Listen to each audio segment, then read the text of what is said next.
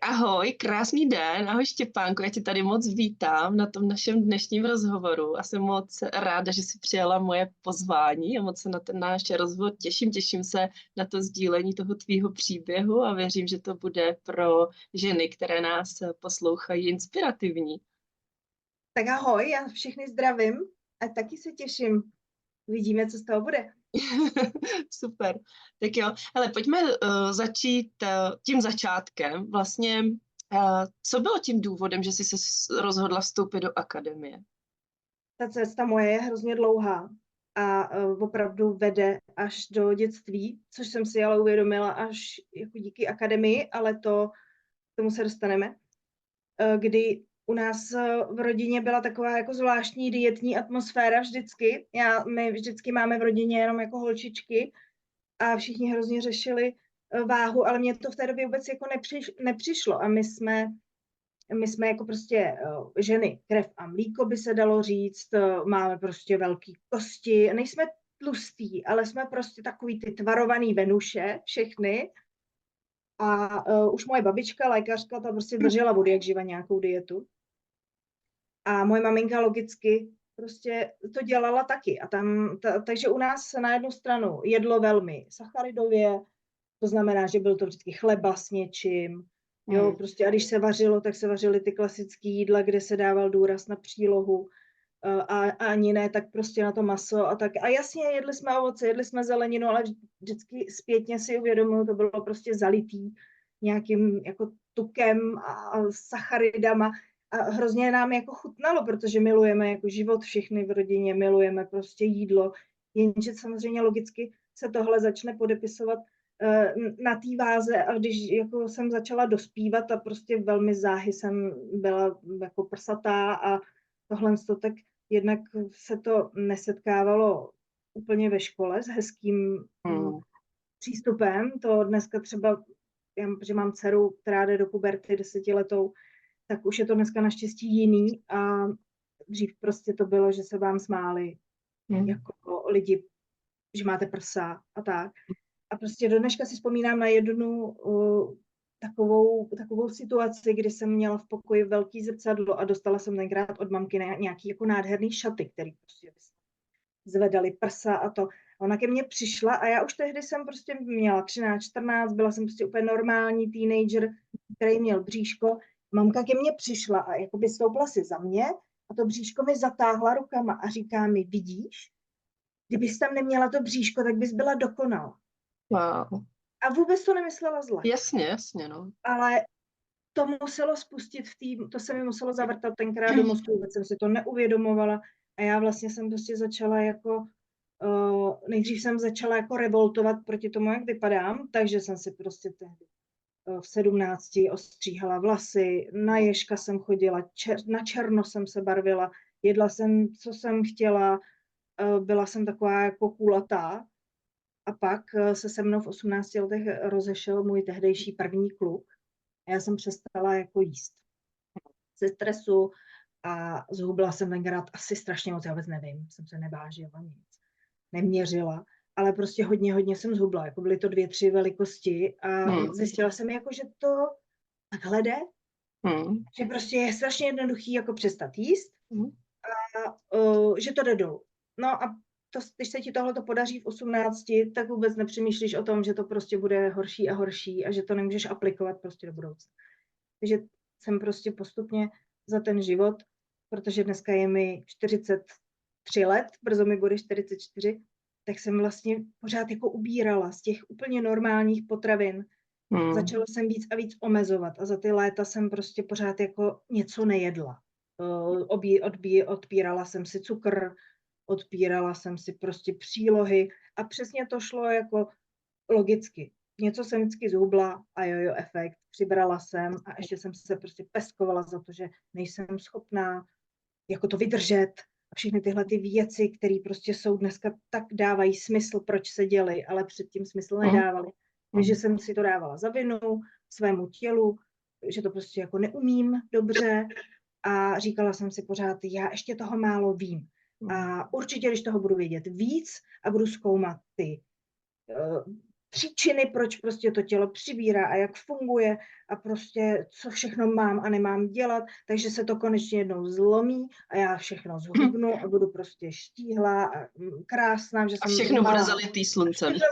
A hlavně to všechno bude na pořád. Ano. No a vlastně, že jo, teď jsem to začala studovat a všecko, no a došla jsem do toho, kdy jsem si říkala, ne, já prostě na to jdu špatně, šla jsem i do poradny, prostě tam taky nastavili nějakou dietu, měla jsem skvělou nutriční poradkyni, vůbec nebyla špatná, ale prostě vůbec to nepomohlo, takže člověk zaplatil nějaké peníze, něco se naučil, ale výsledek byl prostě 0 nebo -2 kila. A tak jsem si říkala, ne, já musím si dát studium, prostě musím se přihlásit na nějaký program, já si vystuduju to nutriční poradenství sama, abych tomu pochopil a pak to půjde. No a v tuhle chvíli si mi jako přišla do života ty, to bylo před 3/4 rokem, dejme tomu, kdy já jsem na Facebooku našla tvůj minikurs intuitivního stravování, 4denní zdarma a říkala jsem si, teď vlastně třeba konečně zhubnu. To byl můj úplně první impuls, se kterým já jsem do toho šla. Něco se tam dozvím, co doteďka nevím a co až začnu dělat, tak to prostě jako najednou bude zalitý tím sluncem. No a ty si mě vlastně zachránila od toho, abych jako šla studovat nutriční poradenství, protože ta tvoje cesta byla podobná, že ty jsi ho vystudovala a zjistila si, že to stejně ta cesta není. Jo, proto já se tady vlastně usmívám, protože ten příběh mi hodně připomíná ten můj příběh, kdy já jsem si taky myslela celou dobu, že čím budu jíst míň a čím se budu víc snažit a vlastně jsem si to vyčítala taky, že se jako málo snažím a vůbec jako to, že to tělo se pořád adaptuje na ty horší a horší podmínky, to prostě, já nevím, jako bych to nechtěla vidět, nebo jsem to, přitom teď mi to přijde úplně logický, ale v tu chvíli, když je v tom člověk, tak to prostě nevidí.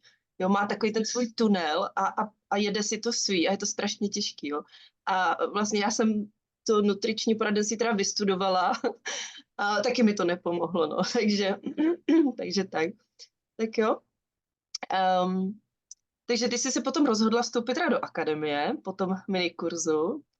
No, jasně. A už v tom minikurzu, ráda bych to zmínila, tak vlastně došlo k nějakému prozření, jako, že to vlastně asi nebude úplně o tomhle, naučit se něco, co mi ještě teda pořád chybí do té skládačky. A že to jako není o zhubnutí, ale úplně o něčem jiným, o tom, jakým způsobem začalo se prostě odkrývat, jak jsem na to šla jako celou dobu úplně špatnou cestou. A to je právě to neustálé odpírání si a následný jako selhávání a cítění se špatně. Já jsem předtím, než jsem jako vůbec začala řešit stravu, jak jsem prošla jako velmi těžkým obdobím, byla jsem vážně nemocná a i v téhle době jako člověk to samozřejmě neřešil. Já jsem vlastně ex-onkopacient, takže jsem bojovala s rakovinou, měla jsem chemoterapii, bylo mi hrozně zle, teď člověk je na kortikoidech, takže jsi nateklá, oteklá, všecko a je ti to jako hrozně jedno. Tam jako jsem si uvědomila zpětně, jak jsem zcela správně upřímila veškerou svou sílu na to se vyléčit a přestala jsem si jako řešit hlouposti. Ale pak, když už je člověk nějakou dobu zdravý a prostě jako řeší to, tak si řekne, no, ale jako prostě, co když to, já to dneska všechno totiž spojuju, já to tady zmiňuji, protože to spojuju s tím, že spousta žen dneska si strašně jako pořád za všechno nadává, strašně se pořád peskuje, že dává si to všechno za vinu a přitom tak to vůbec není a že začít je vždycky důležitý a to jsem se v té akademii naučila, nebo jsem to vůbec slyšela poprvé a ta myšlenka mě zaujala, je, že je úplně třeba začít pracovat prostě z druhé strany a začít se opravdu mít rád. Ono to zní hrozně klišoidně a když si všude přečteš, jak všichni dneska jsou sluníčkářský a jak máš jako se mít ráda a prostě manifestovat si to, jak budeš jednou vypadat a tyhle prostě ezo věci, tak ono to není na škodu to vzít právě spíš jako realisticky a že to opravdu funguje. Takže tohle to mě jako dovedlo už v tom minikurzu, že bych to chtěla poznat hlouběji a do té akademie jsem vstoupila právě proto, že jsem si řekla, že tam se to všechno dozvím. Ale už nebyla moje primární ta pohnutka, že bych chtěla zhubnout, ale spíš, že bych se chtěla naučit, jak zlomit ten vzorec, který na sobě praktikuju 30 let a nikam nevede. Jo. Hele, já jsem ráda, že to zmiňuješ, jo, protože to je pro spoustu lidí vlastně ta sebeláska a mít se rád, že jo, je to přesně jak říkáš, že to všude to slyšíme, všude to říkáme, vlastně to všichni jako víme, že bychom to měli dělat, že by to pro nás bylo dobrý, ale je to strašně těžko uchopitelný. A No, myslím, že nevíš, jak to dělat. skrze třeba intuitivní stravování, skrze jídlo máš jako krásný návod, jak můžeš začít, jo? I jako prostřednictvím třeba toho jídla, jo? A ono se to potom promítne do všech oblastí života, jo? To je vlastně na tom asi to nejúžasnější. Dobrý, tak jo, tak jsme teď jako na začátku té akademie, jo, a co jsi teda očekávala, protože ono samozřejmě to musí být spojený se spousty strachama, nevím, jak jsi to měla ty, ale vím, že spoustu žen, já jsem to měla na začátku taky, protože ta změna je obrovská, že jo, do té doby člověk přemýšlí jenom nad tím, jak zhubnout. Vlastně všechno, co dělá za účelem toho, aby nějak zhubnul. A najednou to v té hlavě vlastně potřebuje přepnout. To neznamená, že tam ta touha není, je tam pořád, ale potřebuje vlastně se k tomu začít stavět přesně s tou péčí o sebe. A to je diametrálně odlišný. Jo? Je to tak. Můj strach se nakrásně vykrystalizoval zhruba právě po 3 měsících, protože jsem vstupovala v červnu někdy, nebo prostě na prázdniny a to první poznávání je prostě to první potápění se prostě do té teorie toho, co ty v tom kurzu máš, no, v té akademii, tak pořád bylo spojený s velkým strachem, že jsem to začala chápat, že bych měla začít prostě si skutečně dopřát všechno, co jsem si odpírala ty léta, protože to je ten první krok a ten můj velký strach byl, že přiberu. Logicky byl velikánský, až jako nešťastný strach, který mě až paralyzoval, který mě nutil jestli to je ta správná cesta, protože jsem si říkala, já si ale jako chci pomoct, ale ne za tu cenu, že prostě přiberu nějak jako desítky kilo jenom protože si dopřávám. A vybalancovat to, ten strach, že přibereš a zároveň nenechat to na sebe působit, aby si zdala ten čas si poznat všechny ty chutě, které jsi prostě odpírala, aby si zdala ten čas počkat, až ten hlad začneš zase vnímat a všechny tyhle ty věci, tak jako tam byla potřeba dost práce sama se sebou, ale právě díky tomu tvýmu vedení a díky tomu, že jsi byla prostě jako přítel na telefonu takzvaně, tak jsem prostě dokázala to a určitě víme, že jsem se na to zeptala minimálně 3krát. Že jsem to prostě řešila minimálně ze 3 stran, hele, já mám zase strach, už do toho zase padám, tak jsme to právě společně zvládli a já jsem třeba první, co jsem jako udělala, že jsem fakt vyhodila krokovací hodinky, no, prostě fit náramek, přestala jsem okamžitě ze dne na den psát kalorické tabulky, které jsem si vedla rok předtím. A začala jsem prostě jako opravdu jíst všechno, bez omezení, nebát se cukru a takovýchhle věcí. A vyhodila jsem váhu, nebo jsem ji jako uklidila a prostě říkám, nebudu se vážit, prostě musím se očistit od té dietní kultury. No a pak přesně ti to jako měsíc ti to jde a potom začneš jako pochybovat. Jo, protože ty výsledky samozřejmě se dostavují velice pomalu, je to prostě velikánská změna, kterou ale musíme každá z nás projít, aby jsme se posunuli dál. Takže jsem měla velký strach a já jsem vždycky na podzim chodím na velké vyšetření onkologické, kde se vlastně musím zvážit. A to byl pro mě jako impuls, jako do toho jsem se hrozně bála, protože já jsem se najednou bála na tu váhu vlízt, protože jsem věděla, že už nějaké 2-3 měsíce jím tak, jak bych měla, ale prostě jím víc, než jsem jedla. A to mnohem víc. A jím mnohem víc sacharidů a víc cukru, než jsem měla. Měla jsem hrozný strach. A už můžu teďka všem akademii říct, dámy, že to nedopadlo vůbec špatně, že jsem prostě přibrala asi 2 kila, který už mám dávno dole. Ale ráda bych zmínila, že ne každá to takhle z nás má. Jo, je individuální, že někdo přibere víc a někdo vůbec, někomu to jde od začátku, jo, prostě každá do toho jdeme s nějakým jiným nastavením v hlavě, každá z nás prožila něco jiného, každá z nás vlastně i možná trošičku něco jiného očekává, byť ten velký základní cíl je hubnout. A jedna věc je nastavení hlavy, každá má jiná, ale i každá má jiná jako jiný podmínky k tomu se tomu třeba věnovat, ale i to tělo má jiný potřeby. Některé tělo opravdu potřebuje přibrat, prostě potřebuje. Některé tělo potřebuje hubnout a začne hubnout hned, protože pokud se jako ten člověk předtím extrémně přejídá a najednou díky tomu se přestane přejídat, tak je logický, že ta váha půjde dolů A u někoho třeba půjde začátku nahoru a pak zase půjde dolů po čase, jakmile člověk se vlastně projde tou fází první, že jo, kdy začne jíst víc a najednou se začne ladit na to tělo, najednou zjistí, že už tolik jídla vůbec nepotřebuje, tak to zase začne hubnout.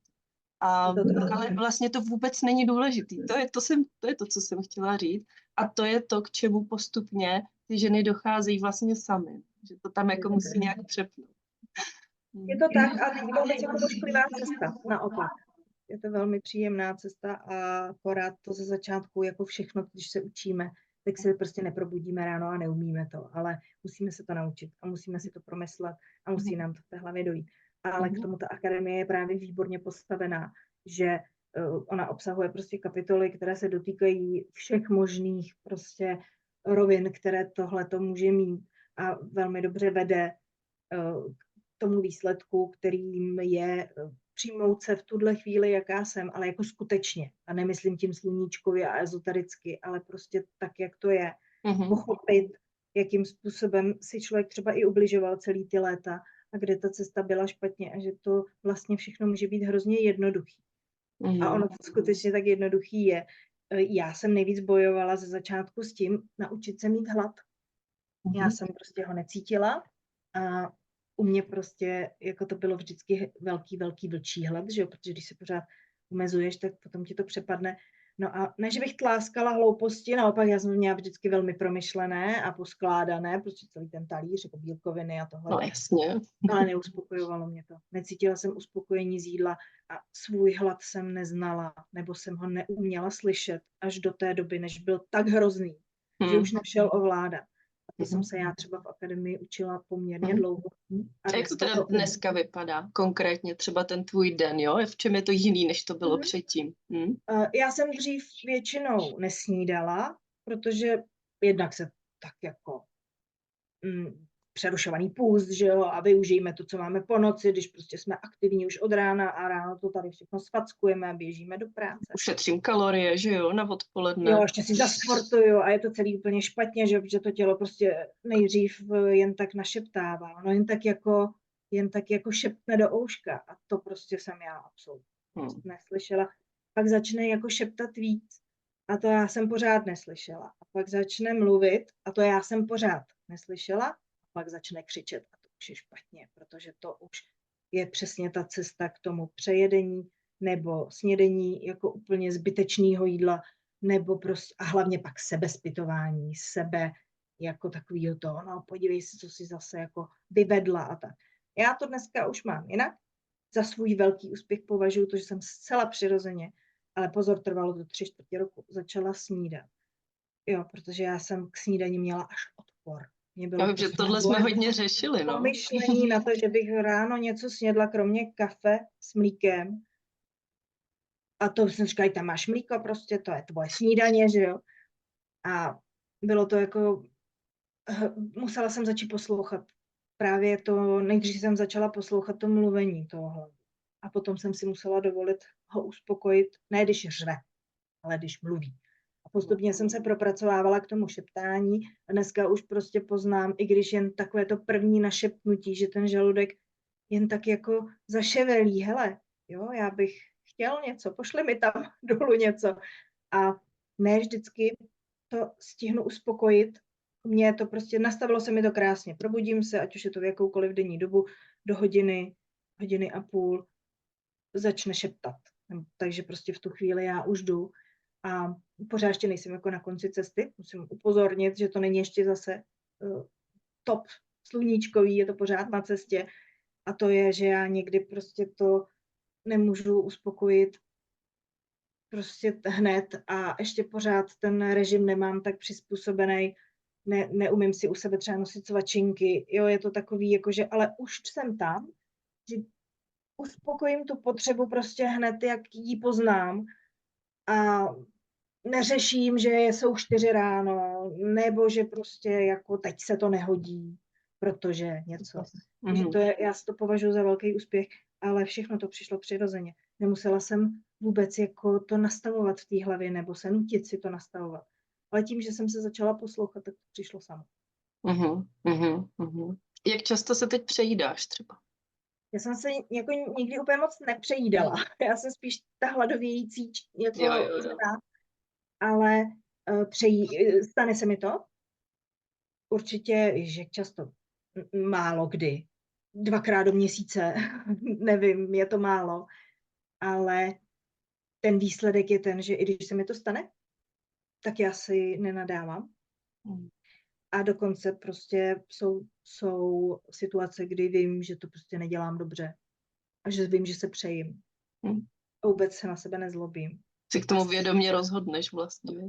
V podstatě jo, a jsou to třeba ty situace, kdy jdeš s kolegy na pivo. A Jasně. prostě pro ta přidaná hodnota toho, že seš s lidma, který máš ráda, se kterými je ti dobře, že prostě pokecáte, podrbete.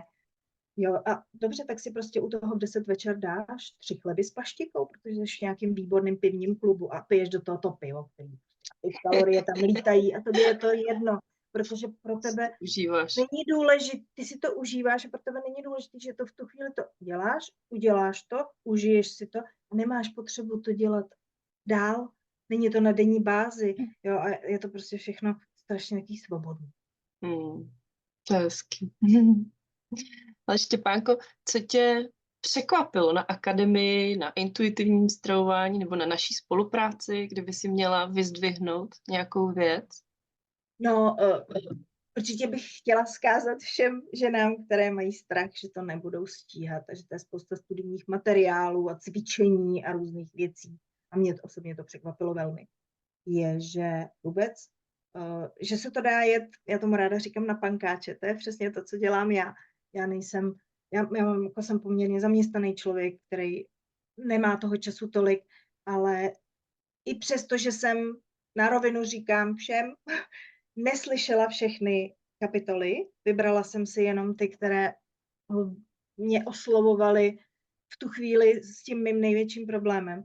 A i když jsem si neudělala všechny cvičení, ale udělala jsem si jich jen velmi málo, tak prostě to jedu intuitivně a skutečně to jde. I takhle prostě s minimální námahou.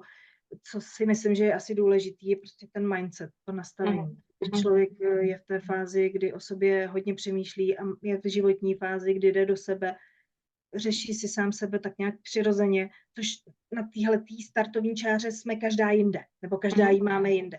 Já jsem byla nastavená v tu chvíli jako hodně, že vracím na sebe a do sebe, takže to jde to i prostě s minimem času a hlavně, když člověk si uvědomí jenom pár věcí na tom začátku, tak ho to potom vede samo. A je to hrozně osvobozující věc a mě samotnou překvapilo jednak, že to jde takhle na pankáče a druhak, jak moc svobodně já se jako cítím. To je až neuvěřitelný, jak mě je jako dobře.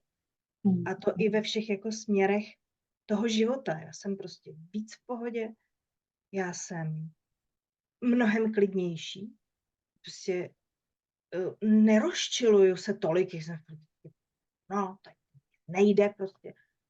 A teď jako jo, tak taky se občas rozčiluju, ale všechno to tak hezky odplyne. Myslí mi to líp, protože jsem si po x letech dopřála sacharidy, takže najednou jsem jako hrozně chytrá a to mi jde a všechno vymyslím, ale jo, ale ono to tak prostě je. Já to vím, no. A strašně jsem jako na sebe prostě pyšná, i když mám na jednu stranu pocit, že jsem jako vlastně nic neudělala, tak jako vidím za sebou tu práci a ta svoboda toho žití, ta jednoduchost, se kterou to vlastně jako funguje, když to člověk jako procítí a pochopí, to mě překvapilo hodně. No a naše spolupráce tak je prostě jako suprová. Jo, já toho moc jako nechci a když už chci a potřebuju, tak vždycky dostanu jako super, nebo vždycky jsem vyslechnutá, vždycky dostanu super radu a hlavně, Peťa, mě osobně vždycky, nebo ty mi vždycky osobně dáváš jako do toho jiný vhled. Tohle možná pro mě ani není tak překvapivý, protože takhle funguje dobrá spolupráce normálně a my ji prostě máme. Ale mě to jako hrozně pomáhá, že já pořád ještě ten tunel tam je to logický. Pořád myslím jenom jedním směrem, vidím to jenom jedním nebo 2 nebo 3 směry. Ty vždycky ještě mi tam dohodíš nějaký další, nad kterým já se můžu zamyslet, ale kdy pak kombinací těch 3, 4 věcí, které jako jsme si k tomu vymysleli, tak se potom ten problém poměrně rychle zlepší.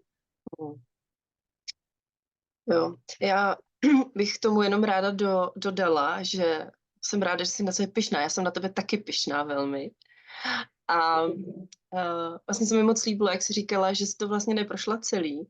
A to je i důvod, proč to není kurz, který v pondělí otevřeme první lekci, další pondělí otevřeme druhou lekci a teďko všichni budeme dělat společně jeden modul, pak druhý modul, pak se v tom jako ženy ztratí, nebo vlastně tenhle modul skoro nepotřebujou. Proto ten přístup je hned k celý, vlastně té akademii, a člověk si to zobe jako bonboniéru. Může jít jako vlastně od začátku do konce krok po kroku, anebo si vybere tohle to potřebuju teďko a příští týden potřebuju tohle a za 14 dní vlastně se chci vrátit zase k tomu, co jsem dělala předtím. A je to instinktivně a podle potřeby. Zároveň potom, když si třeba přišla, že jo, na to setkání, tak jsme si řekli, hele, podívej se tady na ten modul, ten by ti mohl pomoct, že jsem ti vlastně nasměrovala. A to je taky jedna věc, jo, že ty si nedělala všechny ty úkoly, nešla si přesně krok za krokem, ale když jsi něco potřebovala, tak si se ozvala, přišla si na to setkání a my jsme to tam probrali a pak jsi to vzala vlastně do toho svého života a začala jsi to měnit, což je mnohem důležitější než to, když někdo jenom sedí vlastně u těch videí a dělá si ty pracovní listy, když mu to třeba úplně nevyhovuje. Ale hele, důležitý je vzít to do toho svého života a začít to žít, jo. Tam se dějí ty změny, takže to je podle mě i jeden z důvodů, proč se dneska cítíš tak skvěle, že? Protože máš za sebou spoustu práce, i když to nemáš nikde na papíře, jako vypsaný v nějakých pracovních listech. Někomu to bude vyhovovat a proto tam jsou ty pracovní listy, ale někomu to třeba nevyhovuje a je to úplně v pořádku. Stejně tak jako každý tělo potřebuje jiný množství jídla v jinou dobu a tak dále, tak se máme zase každý jiný způsob učení. A není jako dobrý nutit se do něčeho, co mi nevyhovuje. Takže to je, to je za mě super. Ne, moc Štěpán, děkuju. komu bys akademii doporučila? No tak ti je úplně jasný, že naprosto jako každý ženský, protože mám jeden jako zajímavý poznatek, nebo spíš takový pocit, že tím, že my se bavíme v lednu a moc dobře všichni víme, co se děje v lednu. Že jo? Na konci roku si všichni jako strašně užívají a v lednu přijde ta kocovina a všichni chtějí hubnout a naplní se ty fitness centra a všichni jsou z toho úplně zblázněný a prostě musím zhubnout a všichni hubnou a všichni všechno omezujou a většinou ti nejlepší z nich vydrží do března, ale to je asi tak jako všecko. A taky jsem to dělala. A je to tak hrozně zbytečný, protože já kolem sebe teďka právě vidím všechny ty moje kolegyně, ty moje blízké ženy, ty prostě, které s nějakým způsobem znám a vidím ten rozdíl oproti tomu konci roku. A teď to je možná vyzní, já nechci, aby to vyznělo, že jako bych se povyšovala, to v žádném případě, ale já si prostě v tu chvíli říkám, já jsem tak šťastná, že nejsem tam, kde jsou oni. A že prostě, když vidíš ten zamilovaný pohled prostě na ten koláček nebo na tu koblihu a prostě ani ne, já nemůžu. Já prostě hubnu, je začátek roku. A já si prostě říkám, já nemusím, já si ten koblížek klidně dám, já si dám klidně i 2 prostě, protože proč? Protože já vím, že mi to neuškodí. Já už se nebojím, že se něco strašného stane. Já už se nebojím, že to nezvládnu a s nimi jich dalších 10. Já už se prostě nebojím, že to nepůjde. Takže bych tohle doporučila přesně všem ženským, který chtějí zhubnout a nejde jim to, který pořád něco zkouší a pořád nejsou tam, kde jsou. A taky ženám, který prostě se peskujou za neúspěchy. Ženám, který jako fakt to vnímají, takže oni jsou ty špatný, že jim to nejde a že to je jejich vina, protože to tak prostě není. A ta akademie vlastně všeobecně není vůbec o tom, jak jíst, jako myslím tím, co jíst a jak. Ta akademie je právě, i když se jmenuje intuitivní stravování, tak to intuitivní stravování je pro mě v podstatě jenom nástroj, jak být spokojenější, jak prostě moc pustit ty starosti o to, co budu celý den jíst, abych se vešla do nějakých tabulek. Je to prostě cesta sama k sobě, je to cesta, velmi přirozená cesta k tomu, jak se jako cítit líp, osvobodit se. A Já jsem získala tolik času na spoustu jiných věcí, který právě teď dělám a hrozně mě zajímají a bavím se s nima a nemám čas na tu akademii, protože prostě chodím tamhle, tudle, prožívám, prostě žiju, dejchám. Je mi hrozně dobře a bylo to všechno vlastně tak jednoduchý. A jako dokonce si úplně říkám, no a mě to teďka jako skončí. A já vlastně, ne, že bych nechci říct, že tě nepotřebuju, to vůbec ne, ale potřebuji tě čím dál tím méně. A Ale to je stejně cíl. ano, jenže stejně třeba vůbec nechci jako po roce z té akademie odejít. A pravděpodobně zvažuju, že tam zůstanu už jenom pro ten pocit, že protože život se mění, že jo, přicházejí třeba složitější období, přichází něco, s čím si člověk nemusí vědět rady a jako říkám si, já snad budu jako pokračovat, protože prostě už je ten pocit, že tam někde jsi a prošla si s podobnýma věcma a můžeš mi poradit, když prostě se třeba nebude dařit, je jako skvělý. A jen tak mimochodem já nějakým záhadným způsobem prostě hubnu. Ne moc, ale prostě jde to. Ne že jak to poznám? Na oblečení. Cítím se dobře a je to všechno super a to moje tělo se jako i změní. No jasně, protože z toho těla odešlo spoustu stresu. A to je obrovský faktor. Takže to je mnohem důležitější, než jestli si ten koblížek dáš nebo nedáš. Jo. Akorát prostě spoustu lidí se soustředí pořád jenom na to jídlo, vlastně jí správně, protože oni vlastně nevědí, jak jinak, že jo. To je ono. To je to, co jsme taky dělali vlastně od toho našeho dětství. Jo. A jde to. A jak jsi říkala, že je to vlastně jednoduchý, jo. Za mě, podle mě, úplně to nejtěžší na tom je rozhodnout se, vlastně překonat ten první strach, že do toho půjdu. To je za mě to nejtěžší, i co sleduju, to na základě mých zkušeností, i to, co sleduju s těma klientkama. Protože když už potom, a jasně, třeba jsou situace, jsou chvíle na té cestě, kurz začátku, třeba první 3 měsíce, kdy prostě má člověk propad, nebo prostě jako všechno není zalitý sluncem, protože ten život se děje a prostě jsou náročnější situace a oni nás jsou taky přicházejí, aby nás něco naučili, aby jsme se naučili něco. A potom je strašně důležitý mít tam toho někoho, mít tam tu podporu, přijít třeba na ten kol, že hele, děje se mi tohle a tohle, dostat to porozumění, to pochopení, hele, je to v pořádku. Zkus se zaměřovat tady na to a za den už je to zase po problému a jedu si dál. Jo. Ale když jsem v tom sama, tak je to strašně těžký, protože všude kolem mě číhá dětní kultura, všude jsou ty kamarádky, které se baví o těch dětách a je strašně jako lehký potom vstoupit do toho svého známého, do toho, co já dělám prostě 20 let a je to moje vlastně jako přirozenost. Ten mozek mě vždycky k tomu bude táhnout, protože pro ně je to nějaká forma bezpečí. Je to, i když vlastně mi to vůbec nevyhovuje, ubližuje mi to, ale je to způsob, jakým já jsem schopná fungovat. Že proto je potom těžký mít tam kolem sebe tu komunitu žen, který vlastně prochází si tím samým. Mít tam toho kouče, někoho prostě, kdo mě podpoří. A to je za mě taky velká přidaná hodnota. Když mě totiž napadá k tomu to, že i to rozhodnutí je těžký proto, nebo může být těžký proto, že my všechny jsme už, než jsme třeba došli k možnosti být v akademii, tak jsme se rozhodli už tolikrát, že něco vyzkoušíme.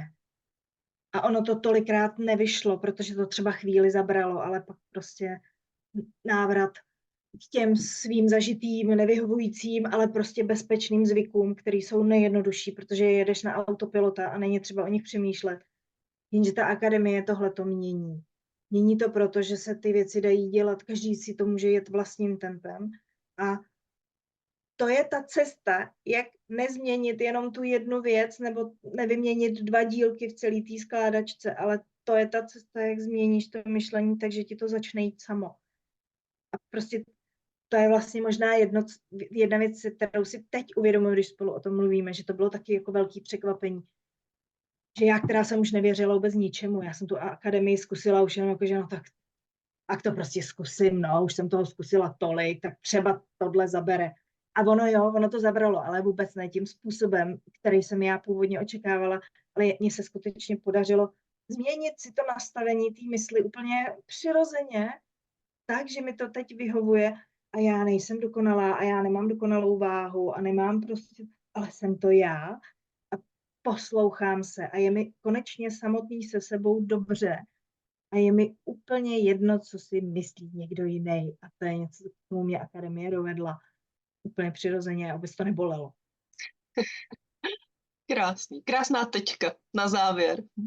Jo, Štěpánko, moc děkuju za tohle krásné povídání a držím palce, ať se ti daří dál a my se uvidíme v akademii. 100%. Moc děkuji, zdravím Okay. a ženy, pojďte do akademie, stojí to za to. Super, děkuju moc. Ahoj.